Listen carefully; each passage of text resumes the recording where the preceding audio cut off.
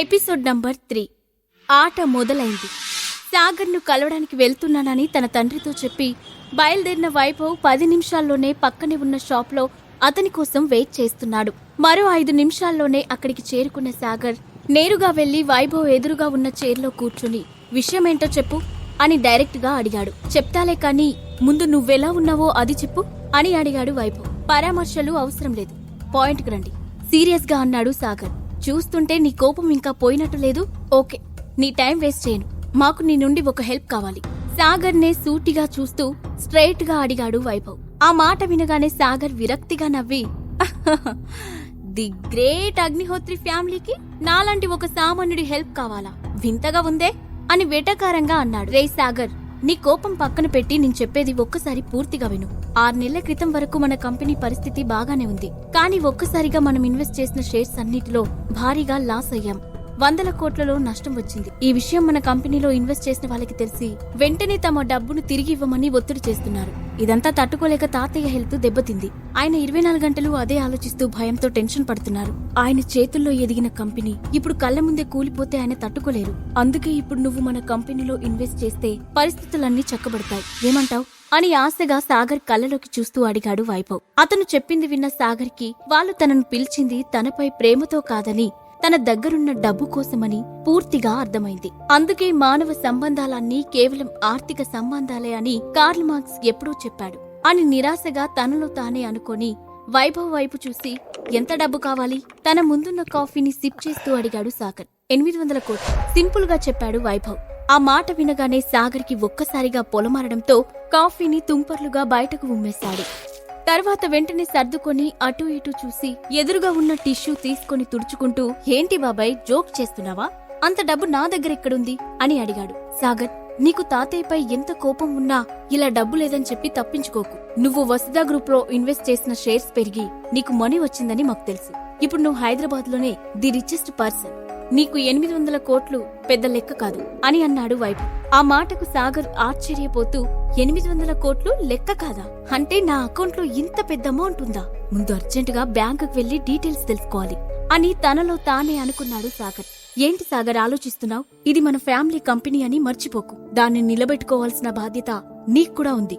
Emotional గా సాగర్ ను convince చేయడానికి చూశాడు వైభవ్. అది విన్న సాగర్ ఈసారి అతని ముఖం మీదే నవ్వుతూ, మన కంపెనీయా? 3 ఏళ్ల క్రితమే నాకు ఈ కంపెనీతో గాని ఈ ఇంటితో గాని సంబంధం లేదని చెప్పేశారు కదా, మళ్ళీ ఇంత హఠాత్తుగా అది నా కంపెనీ ఎప్పుడైంది?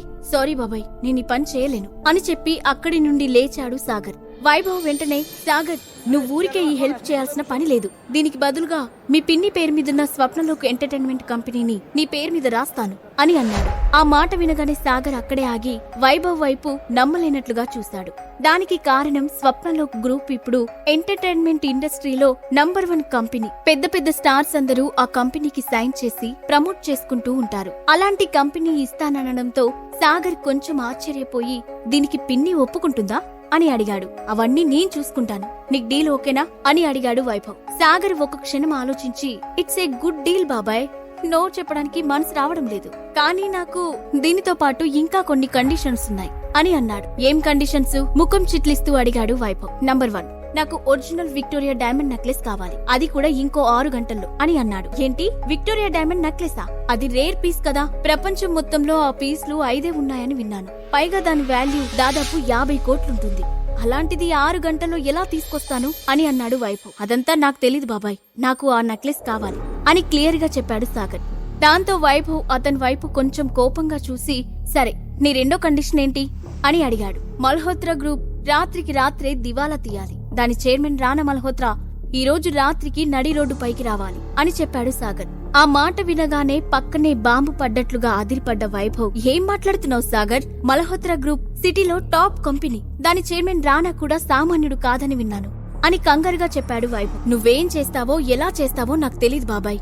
రేపు తెల్లారేసరికల్లా ఈ 2 పనులు పూర్తయిపోవాలి. అప్పుడే నువ్వు అడిగిన ఇన్వెస్ట్మెంట్ చేస్తాను. అలాగే స్వప్నంలోకి రిజిస్ట్రేషన్ కూడా రేపే పూర్తవుతుంది అని చెప్పి ఇక అతనికి మాట్లాడే అవకాశం ఇవ్వకుండా బయటికి నడిచాడు సాగర్. వైభవ్ నోట మాట రానట్లు సాగర్ వెళ్లిన వైపే చూస్తూ నుంచున్నాడు. వైభవ్ ఖచ్చితంగా తాను చెప్పిన పనులన్నీ పూర్తి చేస్తాడని సాగర్ కి తెలుసు. ఎందుకంటే ఇప్పుడు అతనికి సాగర్ తప్ప మరో ఆప్షన్ లేదు.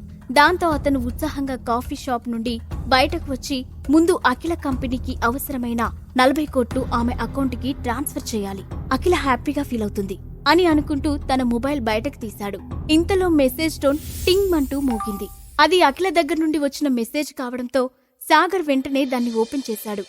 ఈ రోజు ఈవినింగ్ సురేఖ ఆంటీ ఇంట్లో ఫ్యామిలీ ఫంక్షన్ ఉంది. మనం తప్పకుండా వెళ్ళాలి. నీ అకౌంట్లో 30,000 ట్రాన్స్ఫర్ చేస్తున్నాను. మంచి సూట్ కొనుక్కొని టైంకి ఇంటికి వచ్చాయి అని ఉంది. అది చూసిన సాగర్ నవ్వుకుంటూ, నేను నీకు 40 కోట్లు ట్రాన్స్ఫర్ చేయాలనుకుంటే నువ్వు నాకు 30,000 ట్రాన్స్ఫర్ చేశావా డార్లింగ్ అనుకుని నవ్వుకున్నాడు. అఖిల సొల్యూషన్స్ మీటింగ్ హాల్లో సాగర్ కి అమౌంట్ ట్రాన్స్ఫర్ చేసిన అఖిల తన మొబైల్ పక్కన పెట్టి అప్పుడే లోపలికి వచ్చిన రానాను మర్యాదగా ఇన్వైట్ చేస్తూ, please take your seat mister రానా అని అంది. రానా నవ్వుతూ వెళ్లి చైర్లో కూర్చున్నాడు.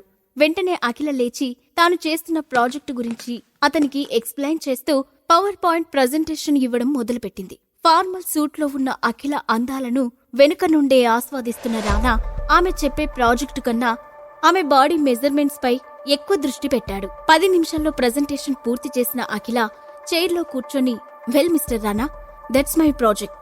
లాస్ట్ టైం ఈ ప్రాజెక్ట్ లో కొన్ని ఎర్రర్స్ వచ్చిన మాట నిజం. బట్ మేము వాటిని కరెక్ట్ చేసి ప్రొడక్షన్ రీస్టార్ట్ చేస్తున్నాం. ఈసారి ప్రాజెక్టు తప్పకుండా సక్సెస్ అవుతుందని నమ్మకం మాకుంది. మీరేమంటారు అని అడిగింది. Of course Akhila, me project నాకు బాగా నచ్చింది. Very impressive. నేను తప్పకుండా ఇందులో ఇన్వెస్ట్ చేస్తాను అని వెంటనే చెప్పాడు రానా. Thank you mister Rana, thank you so much అని ఎగ్జైటింగ్ గా చెప్పింది అఖిల. రానా ఇందులో మనీ ఇన్వెస్ట్ చేస్తే ఆ ఫండ్స్ తో ముందు ప్రాబ్లం నుండి బయటపడొచ్చు అని మనసులోనే లెక్కలు వేసుకుంది.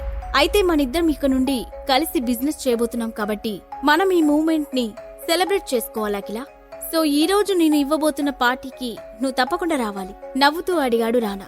అది వినగానే అఖిల ముఖం సీరియస్ గా మారిపోయింది. అతని ఉద్దేశం ఆమెకు పూర్తిగా అర్థమవుతూనే ఉంది. అయినా కోపాన్ని కంట్రోల్ చేసుకుని, సారీ రానా, ఈ రోజు నాకు ఫ్యామిలీ ఫంక్షన్ ఉంది, రావడం కుదరదు అని నిర్మోహమాటంగా చెప్పింది. ఆ మాటకు రానా ముఖం ఒక్కసారిగా కోపంగా మారిపోయింది. అయినా వెంటనే నవ్వుతూ, ఇట్స్ ఓకే అఖిల, ఇవాళ కాకపోతే రేపు పార్టీ చేసుకుందాం. ఆ తర్వాతే డీల్ ఫైనల్ చేసి అగ్రిమెంట్ పై సైన్ చేద్దాం. No problem, take your own time అని ఆమె కళ్ళలోకి చూస్తూ చెప్పాడు. అతను ఇండైరెక్ట్ గా పార్టీకి వస్తేనే డీల్ ఫైనల్ చేస్తానని చెప్తున్నాడని అర్థం చేసుకుంది అఖిల. దాంతో ఆమె కోపంగా పిడికిలి బిగించడం తప్ప ఏం చేయలేకపోయింది. ఇప్పుడు పార్టీకి ఒప్పుకోకపోతే చేతిదాకా వచ్చిన అవకాశం చేజారిపోతుంది. ఒప్పుకుంటే వీడు వేసే కోతి వేషాలు భరించాలి. ఇప్పుడేం చేయాలి అని ఆలోచిస్తూ ఉంది అఖిల. ఇంతలో ఆమె ఫోన్లో మెసేజ్ టోన్ రావడంతో స్క్రీన్ వైపు చూసింది. బ్యాంక్ నుండి వచ్చిన ఏదో నోటిఫికేషన్ డిస్ప్లే అవడంతో వెంటనే దాన్ని ఓపెన్ చేసింది అఖిల. అందులో ఆమె అకౌంట్లో 40 కోట్లు క్రెడిట్ అయినట్లు ఉండటంతో ఆమె ఒక్కసారిగా షాక్ అయింది. అంతలోనే పెదాలపై సంతోషంతో చిరునవ్వు కూడా వచ్చింది. కానీ ఆ అమౌంట్ ఎవరు ట్రాన్స్ఫర్ చేశారు అనే అనుమానం కూడా రావడంతో వెంటనే కళ్ళెత్తి రానా వైపు చూసింది. రానా ముఖంలో ఆమె ఎందుకు నవ్వుతుందో అర్థం కాని అయోమయం కనిపించింది. ఇంతలో ఆమె ఫోన్పై మరో మెసేజ్ ప్రత్యక్షమైంది. ఈసారి అది సాగర్ నుండి వచ్చిన మెసేజ్.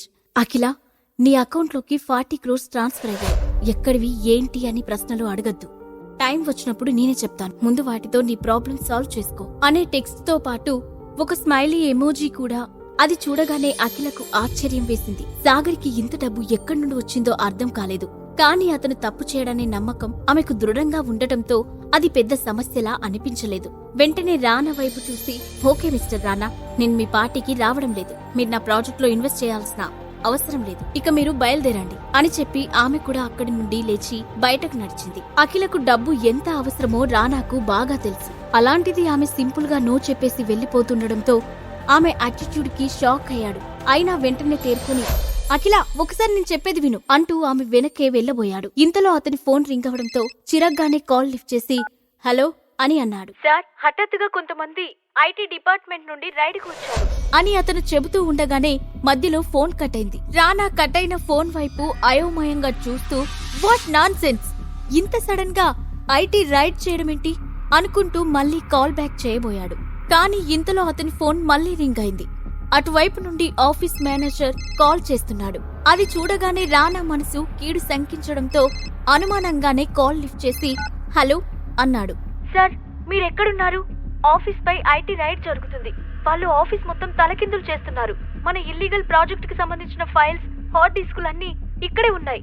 త్వరగా రండి సార్ అని గుసగుసగా చెప్పి వెంటనే ఫోన్ పెట్టేశాడు మేనేజర్. రానాకు అసలేం జరుగుతుందో అర్థం కాకపోవడంతో హడావుడిగా బయటకు పరిగెత్తాడు. సాగర్ వల్ల ప్రాబ్లం సాల్వ్ అవడంతో సంతోషంగా ఇంట్లోకి అడుగుపెట్టిన అఖిల సాగర్ సాగర్ అని ఉత్సాహంగా పిలిచింది. అతను ఇంట్లో ఎక్కడున్నాడు? ఉదయం నుండి ఇంటికి రాలేదు. ఇంట్లో ఎక్కడి పని అక్కడే ఉంది. ఏం రాజకార్యాలు వెలుగుబెడుతున్నాడో ఏంటో. బయట నుండి తిరిగొచ్చి నా తల పగిలిపోతుంది. త్వరగా వచ్చి ఒక కాఫీ ఇస్తాడేమోనని ఇందాకటి నుండి ఎదురుచూస్తున్నాను అని అప్పుడే హాల్లోకి వచ్చిన శైలజ నీరసంగా సోఫాలో కూలబడుతూ చెప్పింది. ఉదయం నుండి రాలేదా? అంటే నన్ను ఆఫీస్లో డ్రాప్ చేసిన తర్వాత ఎక్కడికైనా వెళ్ళాడా అనుకుంటూ, సరే మమ్మీ నేను ఫ్రెష్ అయి వస్తాను అంటూ గదిలోకి వెళ్లి చేతిలోని హ్యాండ్ బ్యాగ్ బెడ్ పైకి విసిరేసి అలసటగా సోఫాలో కూర్చుంది అఖిల. ఇంతలో ఎదురుగా ఉన్న టీ పాయ్ పై రోజ్ ఫ్లవర్ బొకేతో పాటు ఏదో గిఫ్ట్ బాక్స్ కూడా కనిపించడంతో ఆమె నుదురు ఆశ్చర్యంతో ముడుచుకుంది. ఇదేంటి, నా రూమ్ లో ఎవరు పెట్టారు అనుకుంటూ బొకేను చేతిలోకి తీసుకుంది. దానిపై చిన్న నోట్, అందమైన మనసున్న అఖిలకి నేనిస్తున్న మొదటి గిఫ్ట్ అని రాసి ఉంది. ఆ పాజిటివ్ నోట్ ఆమె పెదాలపై చిరునవ్వు తెచ్చింది. వెంటనే ఫ్రమ్ అడ్రస్ కోసం వెతికింది. కానీ ఆ లైన్ తప్ప ఇంకేం కనిపించలేదు. దాంతో పక్కనే ఉన్న గిఫ్ట్ బాక్స్ ను చేతిలోకి తీసుకున్న అఖిల, ఒకవేళ ఇది కూడా సాగర్ పంపించి ఉంటాడా అనే ఆలోచనతోనే దానిపై ఉన్న గిఫ్ట్ పేపర్ తీసింది. అది జ్యువెలరీ బాక్స్ లా కనిపించడంతో అనుమానంగా బాక్స్ ను ఓపెన్ చేసింది. అందులో కనిపించిన ఐటెం ను చూసి ఆమె ఒక్కసారిగా కళ్ళు పెద్దవి చేసి ఆశ్చర్యంతో నోరు తెరిచింది. సాగర్ అంత డబ్బు ఎలా ఇచ్చాడో అఖిల కనిపెట్టగలదా? ఫ్యామిలీ ఫంక్షన్ లో ఏం జరగబోతుంది? తన పతనానికి కారణం ఎవరో రానా మల్హోత్రా తెలుసుకోగలడా? ఈ ప్రశ్నలకు సమాధానాలు తెలుసుకోవాలంటే నెక్స్ట్ ఎపిసోడ్ వినాల్సిందే.